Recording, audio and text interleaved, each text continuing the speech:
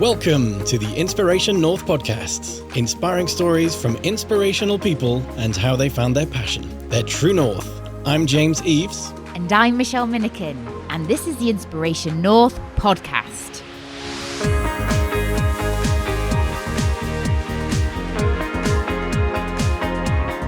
Today's episode, Adapting, Eating Cake and Staying Sane with Joe Darby.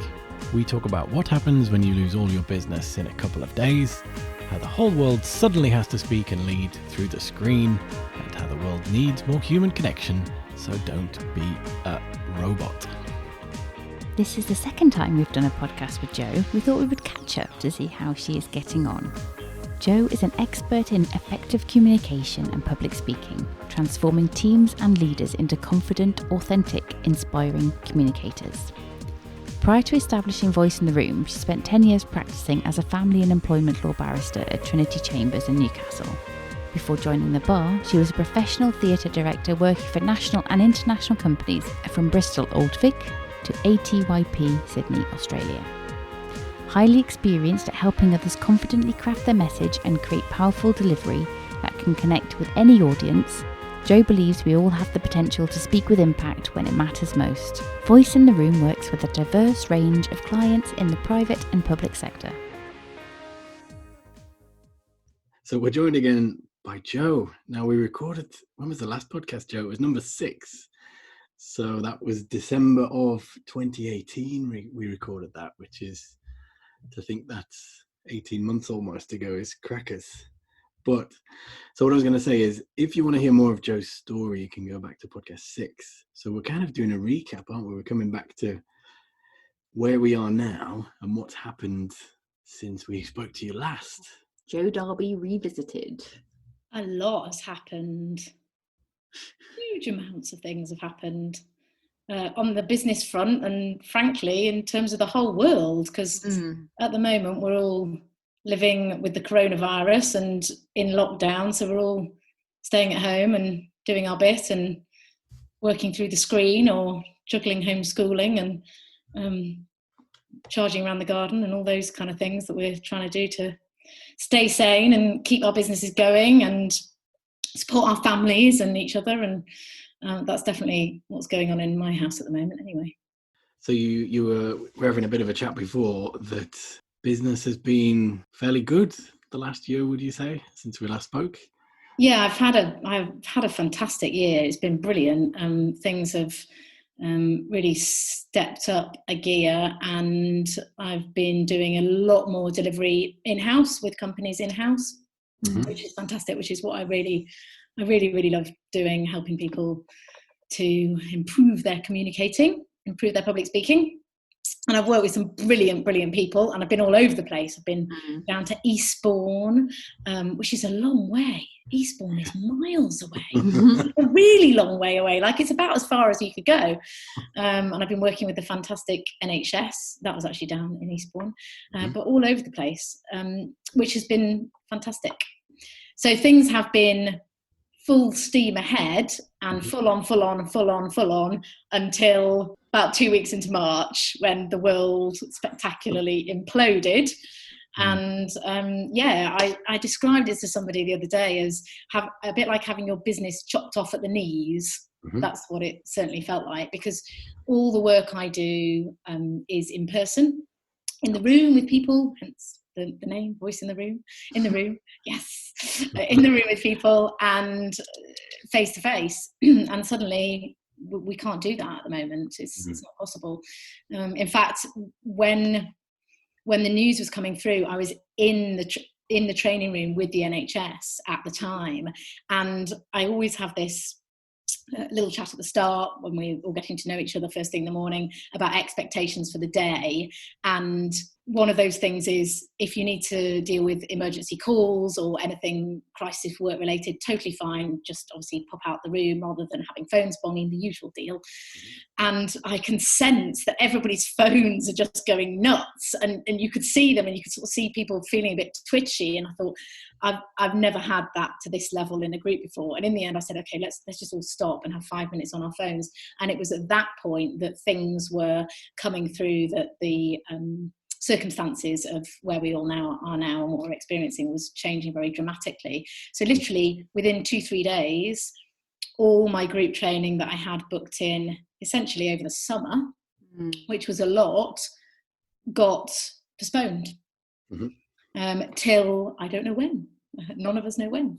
Hopefully we will be able to get back to normal sooner rather than later, but I just don't know. So that's where I am currently, in limbo land a little bit. Okay, so is there anything that you've done to mitigate that? Yes, I've eaten a lot of cake and there's probably, I'm down a few bottles of gin, I would say. That was probably week 1 and 2. Yeah. Hopefully I'm not alone in that, in the country, across the country. And to be really honest, dealing with the shock of everything that we've all had to deal with. We're all dealing with it in different ways, and I've got elderly parents as well and all those kind of things.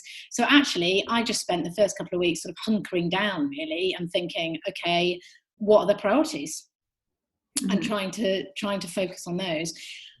But things have moved on now, and I am putting together some online training so that if we are, fingers crossed not, but if we are still in this in 2, 3, 4 months' time, that people can still get the help that they need, particularly around speaking through the screen, which is a big challenge for, well, loads of us, me included, because I'm not a tech person, so that's quite interesting. We've all had to figure that out, and speaking to the tops of people's heads, and children running in and in our pajamas, and doorbells going in the background, the coffee order arriving, whatever it is.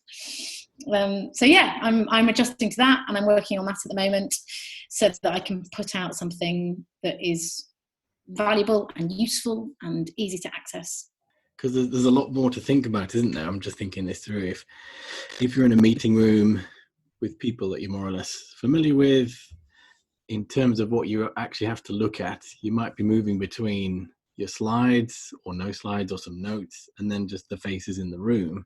But when you are at home, like you say, it's sort of, where do I look? We always sort of joke about taking photos like selfies. It's kind of do I look at the camera? Yes, you should, because that's where the connection is.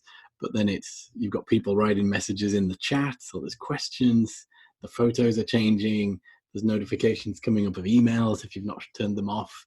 And that element of speaking like a leader is still very important, but it's obviously changed slightly.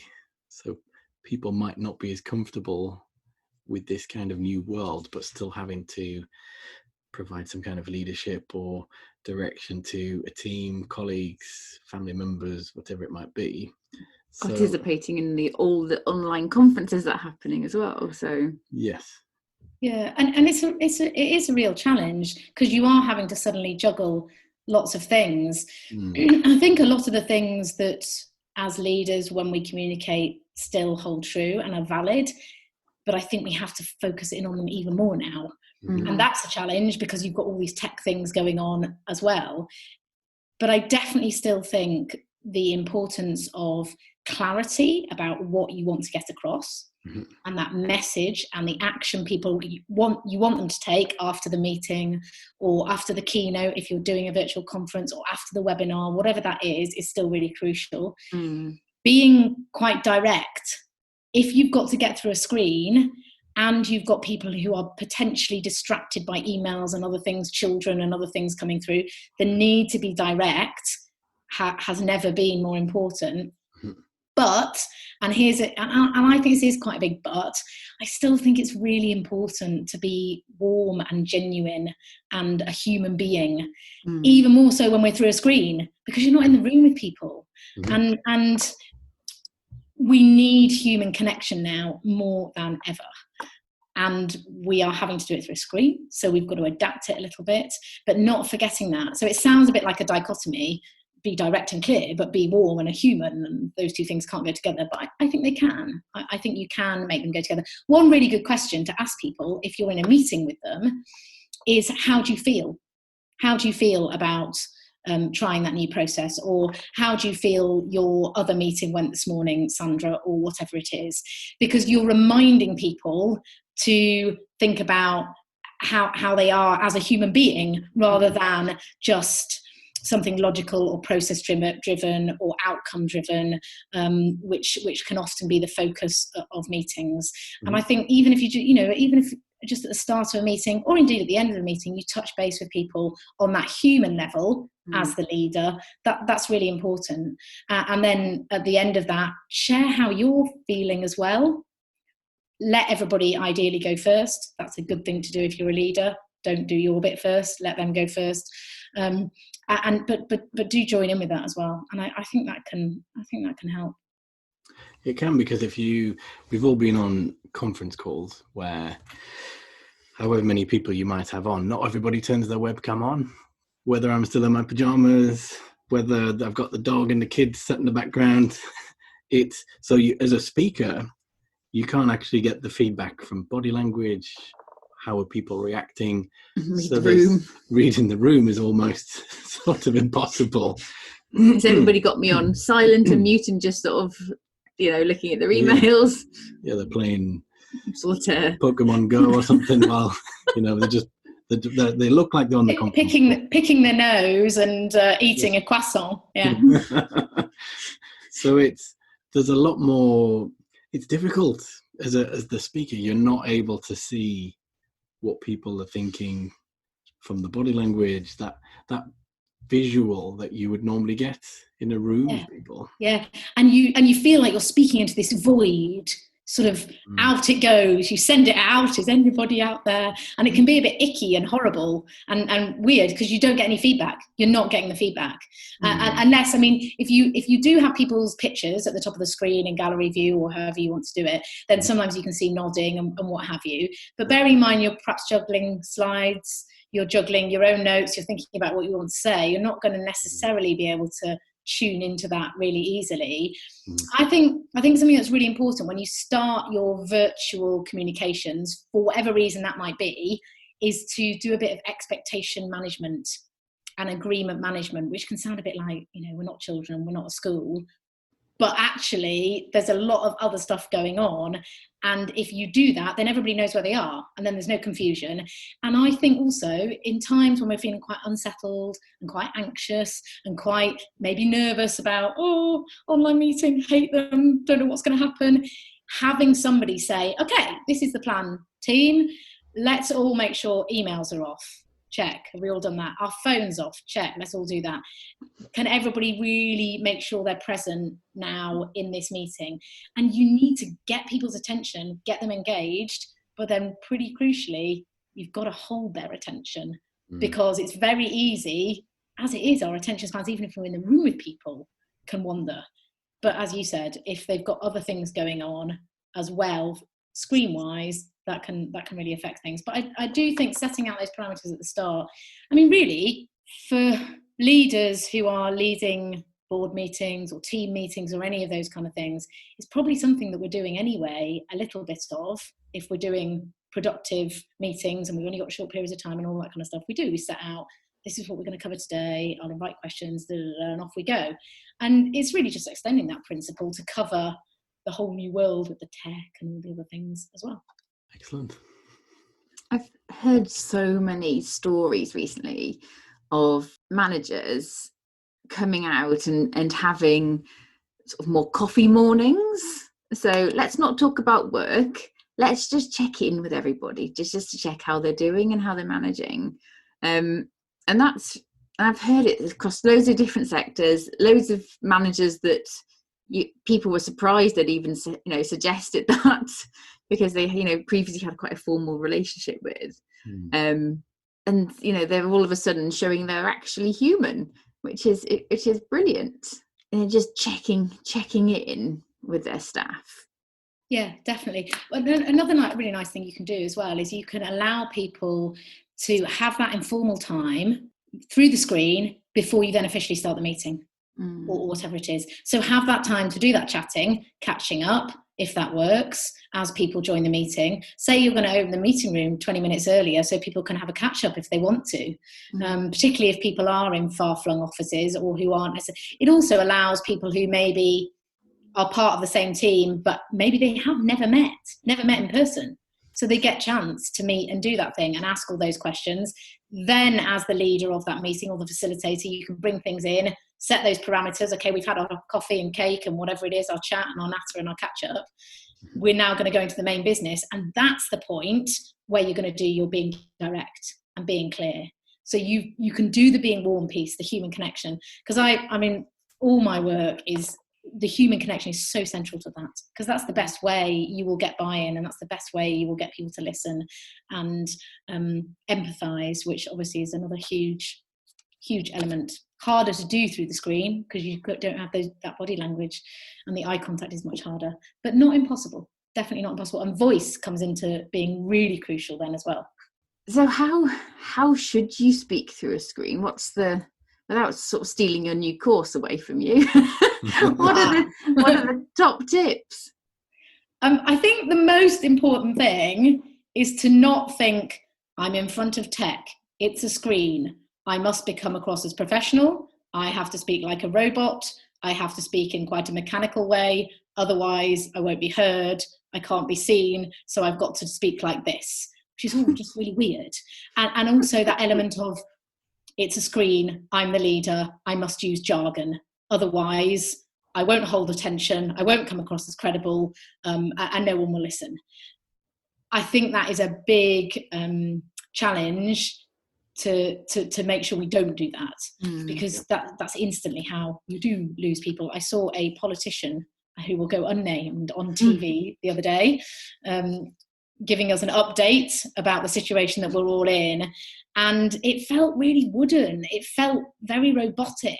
And I could see that what they were trying to do was, I have gravitas, I'm a leader, I want to be taken seriously, this is all very serious, so you must listen to me. But in doing that, I didn't feel any kind of connection, which made me not want to listen. And therefore, if I'm not going to listen, am I likely to do it? Probably not. Avoid being a robot at all costs, if possible. It reminds me of, I can't remember which actor it was, but from what I've heard, I've not had personal experience yet, but in animated movies, as an actor, I remember seeing someone suggest that because you, the person, are not the one being portrayed on screen, I'm actually a fluffy bunny or a crocodile or something. You've got to, when you're acting and projecting your voice in the studio, you almost have to go dialing up the level several times for that emotion and energy to come across as the little fluffy bunny on the Definitely. screen. James, I now have visions of you as a little fluffy bunny. Oh, Michelle, what would you be? James is the fluffy bunny. What are you? I'd be like the Tasmanian devil. Okay. I feel like there's a whole separate podcast episode about animal alter egos that we would all be. I think you're absolutely right, James. Your energy is such a massive issue when we have screens, because it basically goes and squashes all your energy and muffles all your energy. So I think your phrase about dialing up your energy is really crucial. And that doesn't mean having 10 cups of coffee and 4 cans of Red Bull and sort of feeling like you've got to bounce like Tigger onto the screen, because you'll sort of come across like a madman who's had a personality transplant or something. It just means being the biggest version of who you are when you're on a good day. Everything's working, your communication's great, and making sure that's the biggest that you can be in that moment. That's how I would describe it. The other thing when we think about energy is, if you are holding a meeting that frankly is anything more than about 5 minutes, you are going to find that energy levels dip, not just with you, but also people who are listening. So maintaining that energy throughout is really important, and also maintaining attention. And there are loads of different ways and tools that you can do to be interactive and maintain those energy levels. And you might need to change the energy as well as you go through a meeting, but being really, really, really mindful of that energy. I know a lot of people find it quite hard to start a virtual meeting, because it's sort of like, right, I'm going on TV or I'm going in front of a camera, and how do you get out? Much similar to when you're in a room and now is your chance to do your bit of speaking, much similar to that. But what you can do, I guess, at home, if you're working from home, or even when you are back in the office and you're doing it virtually, which you can't do in a conference or a meeting room when everybody's there, is you can sort of do some little exercises, like some breathing things, smiling, grinning from ear to ear, warming up all the muscles in your face, warming up your voice, doing some little vocal warm-ups, which you can't really do when you're in a conference hall and they call you up onto stage. Sorry, hang on a sec, I'm just going to do my little vocal warm-up here, everybody in front of the audience, or in the boardroom. Thanks for coming, everyone. Before I start, I'm just going to do my little vocal warm-up so I can feel like I can project properly. Don't really want to do that. But you can do that if you're going to go live through the screen at home, because you just turn it off until you're ready to go. You're all warmed up, and that will massively help with your energy levels, definitely, hugely. A physical warm-up is also quite good. It sounds ridiculous, but it does work. Even if it's just roll your shoulders, stick your arms in the air, wave your hands around a bit, touch your toes, get the blood pumping around your body. Do some power posing. Yes. Yeah, power posing is great. Hands on hips. Nice. Yes. To be a fluffy bunny or a Tasmanian devil, you could do a bit of that before you. So energy is really crucial. Yes, yes. It definitely is, especially because it all ties, doesn't it? If you can't see somebody to get that visual feedback, and if you are becoming a robot because you're not getting feedback, and it's almost you lose interest, or I would personally, if you're not getting that cue to say, I'm on the right track here, the message is making sense, people are enjoying this, keep going. Whereas, so your energy might tail off. But in effect, if you can keep that going and sort of dial up again, not quite sort of on stage with a motivational speaker, crazy energy, but I can see why that would be even more important. Another thing that's quite good to think about as well when it comes to energy is the energy of the people who are involved. So there, if you can ask people to do certain things so that it's not just you lecturing them or you speaking, that will allow their energy to increase. So, using interactive chat, asking questions, specifically directing questions at certain members of the group, because that means they have to then actively be involved. So it comes back to that point about being direct and clear again as well. And then that allows you to do the human thing. If you're using their name and if you're asking, Sandra, how does that make you feel? You can then do that. So yeah. Yeah, it just reminded me of a situation once. I was in an online meeting because there was a team that was remote, and we were all, and then they asked, and I'd sort of gone off into like cloud cuckoo daydream world, and they said, oh, what do you think about that one, Michelle? I'm like, I was like, I'm really sorry, I was just daydreaming there. Can you repeat the question? Yeah, but that happens, doesn't it? Yeah. That happens. And we're all humans, so that happens. But I think did someone set the expectations of the meeting at the start? There you go, you see. So I think if you almost sort of talk about the responsibility, the collective responsibility of everybody to make it work, because it is more challenging. And I think it is more challenging through a screen. Certainly at the moment for all of us, it is more challenging because for most of us, this is not something that we have been doing for years and years and years. If you're a leader at the moment, whether you're 2 years into being a leader or 20 years into being a leader, you've had probably a lot of experience at in-person meetings, in-person speaking. This might be really still very, very, very new for you. So I think starting always to manage those expectations and collective responsibility is really good, because if you'd have known, Michelle, for example, at the start, okay, as we go through this, I'm going to ask people for their feedback, and I might direct certain questions at certain people who can really assist others in the group to understand this. So do be aware that might be coming your way at some point in the meeting. You're far more likely to go, right, pay attention, I might get thrown a curveball or a question I don't want to know. Like, well, wouldn't you? I guess so. I mean, yeah, it's interesting. So what are you up to at the moment?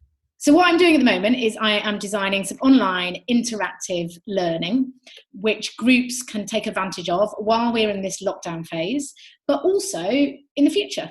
Mm-hmm. Because even in a year's time, when the world gets back to normal, whatever that new normal looks like, what that will allow me to do is mean that if people are in Ireland and they want to work with Voice in the Room, they can. If they're in Singapore and they want to work with Voice in the Room, they can.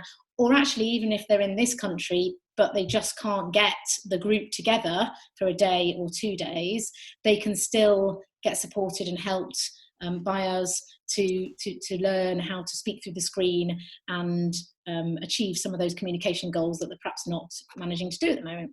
Really exciting, isn't it? Yeah, it is. I am really excited. I think that when we do get back to our new normal, whatever that is, with still lots of cake and gin, but new normal, in our PJs a bit more often maybe, that there will still be a need and a want to do things in a room with people. And in fact, actually, I think we're all going to be like massively craving that when we come out of the lockdown and we can go back to hanging out with our work colleagues who used to irritate us, but suddenly we miss dreadfully or miss more because we're not in that same space. So I think the in-person training that I already deliver will be really valuable and also give that group experience in person. But the online offering allows me to reach more people and allows people who can't get together to do that as well, which is good. So hopefully best of both worlds. Yeah, it's exciting.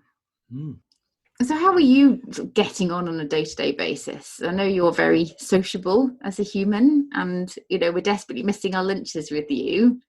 So how are you? Yeah, I'm finding it hard. I am. I'm somebody, I think if you're somebody who naturally gets the energy from other people, it's really tough. I've got a friend who's a total introvert, and I spoke to her the other day. She was like, I love lockdown. This is brilliant. I don't get interrupted. I don't have to speak to people. I get so much done. And I'm thinking, yeah, it's not quite the same for me, but we're fine. We're managing. Lots of digging in the garden.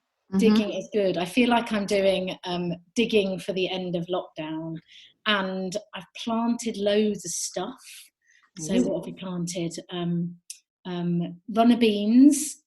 I reckon if you sat in front of a runner bean, you could actually watch it grow and see it. You know, normally when you watch things grow, they speed them up on those TV programs and they go super fast because otherwise you just die of boredom watching. Runner beans grow so fast. So they've already like shot up, and you see them in the morning and they're like 1/2 inch tall, and then you go and make a cup of coffee and you come back an hour later and they're like 3 inches tall. Unless someone's been swapping them around in our house, but I don't think so. Somebody's messing with you. Yes, I'd highly recommend growing runner beans. They're brilliant and they're indestructible. Although weirdly, what do you do with a runner bean? Not many people eat runner beans. Runner bean chutney, you can do. What are runner beans? Runner beans, they're like long, thin green beans. You don't really see them in the shops. They're a really old-fashioned vegetable, but they're a doddle to grow. Like you can grow them in a pot. You can grow them in a pot in the garden. Runner beans. We've got runner beans, broad beans, different again. There's a bean theme going on. Cavolo Nero. Seeds have come up, yeah. Lettuces. Honestly, the lettuce seeds you basically needed a microscope to see them. So I have no idea whether I've sown them all in a great big clump or because you just couldn't see them. Lettuce seeds, what else? Sunflower seeds. Rocket's good, that's come up. What else? Potatoes in tubs. Yeah, so there's a lot of gardening going on. There's also been a lot of cake eating going on. Yeah, lots of cake. Why is it? Do you guys have this? All I can think about is food. Yeah, like literally all I can think about. Eating our feelings. Is that what it is? Okay. Yeah. James has been really good, but I'm not. No. Just food all the time. All I want to think about is food, eating it, cooking it, cake. Just trying to stay sane, really. We have a dog, so the dog loves lockdown. The dog's like, this is brilliant. Everybody's here all the time. I love it. I get taken for a proper walk every single day for our exercise, which, because she's got arthritis in her shoulder, doesn't always, so she always goes out and does wheeze and stuff. in case any of your listeners are thinking, they don't take their dog out. We do. But she can't go for big runs every day because she's got these really arthritic shoulders. But now she's out every day, going for her walk, and then she's got everybody around. She's just like, this is brilliant. I love lockdown. It's awesome. She's going to be gutted when it ends, I reckon. It's like the opposite of, so the dogs are loving it, but then there's the odd meme where it's about cats, where it's like, I cannot believe that these people are staying around at home all the time now. It used to be my place, and they would sod off at sort of 8 in the morning, and then I'd be free until 5 o'clock in the evening. You know, what's that all about? So cats can't wait for lockdown to finish. Yeah, I've got a friend who's got a cat, and it's a house cat, so it doesn't really ever go out anyway. And she says he's turned properly grumpy, and he just sort of looks at her like, what are you doing here? Get out of my space. Like a real, honestly, if you could see his face, very, very has what I would call a very expressive face. He'd probably be very good at public speaking if he had to do it in the cat world. He's called Humphrey. Big shout out to Humphrey. Yeah. So Humphrey will be very happy when the lockdown has ended. Oh, that's brilliant. Yeah. So we have a new section which we've invented recently. Again, the section with no name, which is a quick fire round, where we find some random questions and get to know our guests a little bit better. So, so the first question will be asked by James. If you inherited or won £1 million, what's the first thing you would do with the money? Buy a lot of cake. What kind of cake? I have no idea what I would do with it. Give it to some other people, maybe? Well, like shoe shop owners. Shoe shop owners. Do you know what I might do? I might have a competition, some kind of competition to invent something or achieve something or do something that then would win the money, if that makes sense. Very noble. Yep. Or can you use it to, I don't really understand how lobbying Parliament works. That's probably going to show me up as a complete ignoramus. But if and I'm sure people pay money to lobby Parliament or something, don't they? But if £1 million helped you do lobbying, then I'd lobby to have public speaking on the national curriculum. There you go. Along with more cake. Along with cake. Bring back home economics. Yes, bring back home economics, bring back drama in schools, bring back, maybe there could be cake eating along with that as well. Favourite cake? Oh, Michelle. Coffee and walnut, big fan of coffee, big fan of carrot cake. I'm quite a classic girl, to be honest. Yeah. It's quite a hard question, that, James. No. Quite challenging. Okay, so my question is, if you were in witness protection programme, what would your name be and where would you go? I feel like this is a bit of a busman's holiday, a bit close to home. Not that I've been in a witness protection programme, but as a barrister, I used to have to go and sit with my client or my witnesses in the sort of police protection suite because you couldn't be on the general concourse with everybody else. And you did feel a little bit like this might be what it's like if you're whisked off to witness protection. What would I be called? What would your name be? Well, I don't know. I know you're literally going to tell the world what your new name would be, so this can't be your act, this might be a secret name. Well, maybe I'd finally adopt my married name, Tweedy. Maybe that would because nobody knows it. Nobody knows what it is because I'm Darby, so maybe it would be Tweedy. Where would I go? Was the question, where would I go? Where would you go? The Patagonian National Park. Okay. There's lots of llamas there. Become a llama breeder. Lots of llamas, and it's really beautiful. Although downside, they don't really have a lot of cake. Do you know where I might go? I might go and hang out at Betty's.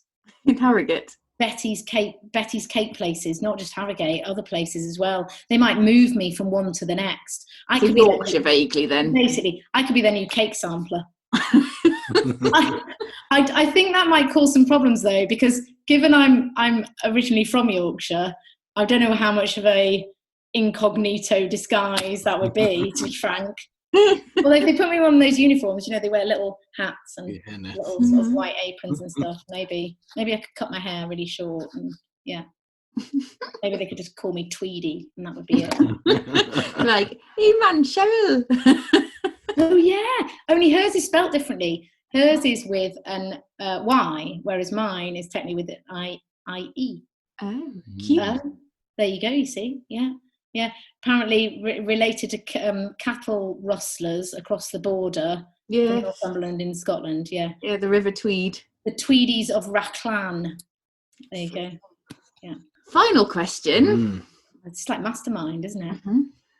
So if magic was real, although we're not saying it isn't, of course, for Harry Potter fans, what spell would you try to learn first? What spell would I try to learn? How to eat cake and not get fat. There you go. I feel like I should say something very, worthwhile and save the world and the planet, but that's the first thing that pops into my head. I think it's because I've not had cake yet today. She's jonesing for cake. That might be why. I feel like everybody listening to this is just going to think I'm a complete cake obsessive, but I think this has actually manifested more in the lockdown than previously. Once this is over, we should go for an afternoon tea. Oh yes, afternoon tea, Michelle. I'm up for that. I have a question which we hadn't prepared. I'd like to sort of just give like a bonus question, because we normally ask people what advice they would give to their 18-year-old selves, and you've already told us that, so listeners will have to go back to episode 6 to have a listen. But we're having a wee chat beforehand, and you told us a rather hilarious story about what a specific incident in Chambers. Oh, I think this is a bit rude, Michelle. I don't know whether your listeners are going to be able to cope with this. Is it appropriate? Yes. What's the purpose of telling the story? I'm going to have to ask you that first, and then I'll tell them it. Because it's hilarious. Just because we need some humour in lockdown. Okay, I will share this story. So, when I worked as a barrister, I shared my room with 4 other guys, lovely chaps, and there was a big sort of armchairy thing in the room that sometimes if somebody had a really tough day in court, which happened quite a lot, they'd just come in and flop down in the chair and sit and have a cup of tea or whatever. Anyway, one day I'm in there working away, and one of the people who I shared my room with comes into the room, and I say, "Oh, if you want to sit down, do, but you'll need to remove my briefs first." And at that point, the entire room burst out into laughter. They were literally crying, grown men, tears running down their eyes. And I had that split second of, really, I don't understand why we're laughing. Because in the world of barristers and court, a brief is basically a big, large lever arch file or a bunch of papers in a folder that are tied up with pink ribbon. You've probably seen on TV. And I'd dumped a whole load of my briefs, my folders with all my legal work in, on the chair. So I very innocently was saying, take off my briefs and then you can sit down. Only that's not how they interpreted it, obviously. Cue a lot of very silly giggling and laughter and frankly crying. One of them I thought was going to, I had one of those chairs, that tip backwards. And I thought they are going to fall off and do themselves an injury. Half an hour later they were all still laughing, and in the end I was just like, right, I just have to walk away from the situation. So yeah, that was my funny story. Thank you. Has that cheered you up? Hopefully that'll cheer everybody up. That's good. But a smile on my face for days, that one. Oh, good. Thinking about your briefs. So the lesson in that is choose your words carefully. Words with double meanings. Oh, that's brilliant. There we go. So, if anyone is interested to talk to you about face-to-face programs, online programs, one-to-one coaching, the best place I'm guessing is to go to voiceintheroom.com. Yes, that's right. Yes, and I'm in the middle, James, of a brand new snazzy website which should be landing in the next 2 or 3 weeks. So watch this space for that one. Excellent. Well, thanks for joining us again. It's been great to catch up and hear what's happened in the last sort of best part of 18 months. It's been great.